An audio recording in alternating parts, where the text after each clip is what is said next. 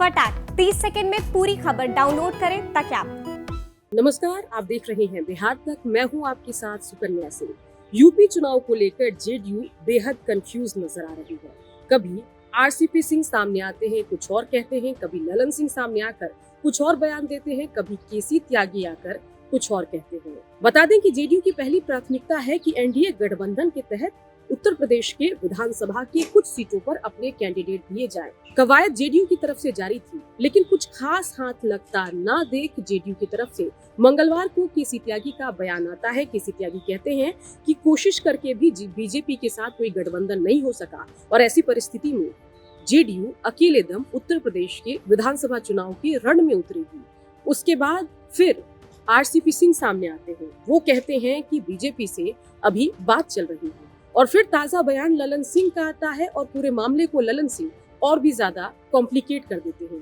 ललन सिंह कहते हैं कि 51 कैंडिडेट हमारे तैयार हैं, इसकी सूची दे दी गई है और आरसीपी सिंह दावा ये कर रहे हैं कि बीजेपी से नेगोशिएशन चल रहा है, अभी कैंडिडेट उतारने की जरूरत नहीं है, बीजेपी से बात बन जाएगी। क्या कुछ बयानात हैं, जरा सुनिए।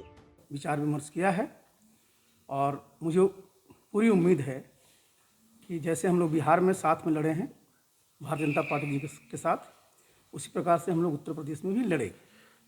मतलब अभी भी उम्मीद है कि भाजपा के साथ अभी भी गठबंधन नहीं हो पाएगी? अरे उम्मीद क्या, बिल्कुल हम लोग की बातचीत चल रही है। लेकिन जेपी नड्डा ने एक फोटो ट्वीट किया है आज, उसमें जो भी उनके साथ यूपी में गठबंधन में है, एनडीए में, उनके साथ उन्होंने कैप्शन दिया है कि एनडीए 300 पार, उसमें जितने भी गठबंधन के लोग हैं सभी शामिल हैं। सुन लीजिए, सही बात है। देखिए अभी उत्तर प्रदेश में जो भी है वहाँ के पास अपना दल है और जो है निषाद पार्टी। आपको पता है ना 2017 में हम लोग बिहार में भी अलग थे, उसके बाद हम लोग आए थे, तो हमारी बातचीत चल रही है। जब हम लोगों को आ जाएगा तो वही फोटो आ जाएगा। कितनी सीटें मांग रहे हैं आप? कितने सीटें? अब कोई चर्चा का थोड़े होता है।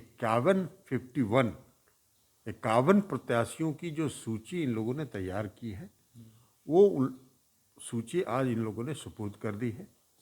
श्री माननीय मंत्री श्री आरसीपी सिंह साहब भी आए थे बैठक और उन्होंने ये बताया कि भारतीय जनता पार्टी से बात हो रही है और शीघ्र उस पर निर्णय लिया जाएगा। शीघ्र वो भारतीय जनता पार्टी के साथ जो समझौता है उस पर वो निर्णय लेंगे। हमने कहा है कि शीघ्र वो निर्णय लें, अन्यथा हमने पार्टी के प्रदेश अध्यक्ष को अधिकृत कर दिया है कि वो सूची जारी कर दें। बता दें कि जेडीयू की प्राथमिकता तो है उत्तर प्रदेश का विधानसभा चुनाव एनडीए गठबंधन के तहत लड़ना, लेकिन दूसरी कहानी ये भी है कि जेडीयू के अंदर ऑल इज नॉट वेल।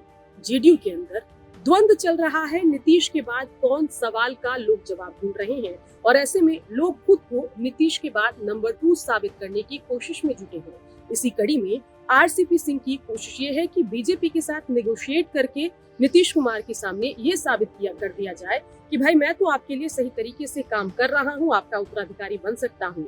वहीं ललन सिंह की कवायद ये है कि कैसे भी ये साबित किया जाए कि बीजेपी से नेगोशिएट करने में नाकाम साबित हो रहे हैं आरसीपी सिंह और वो सही कैंडिडेट नहीं है नीतीश कुमार के बाद जेडीयू को संभालने के लिए। और अपनी इसी कोशिश के तहत ललन सिंह ये दावा कर रहे हैं कि बीजेपी के साथ बात नहीं हो पा रही है और वो 51 कैंडिडेट की सूची लेकर तैयार बैठे हैं।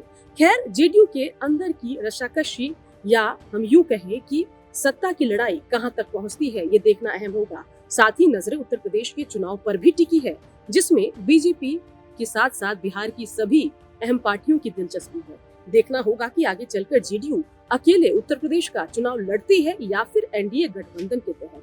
खैर, जो भी हो, नतीजे क्या आते हैं उस पर भी नजरें हमारी टिकी है। बिहार की खबरों के लिए आप देखते रहिए बिहार।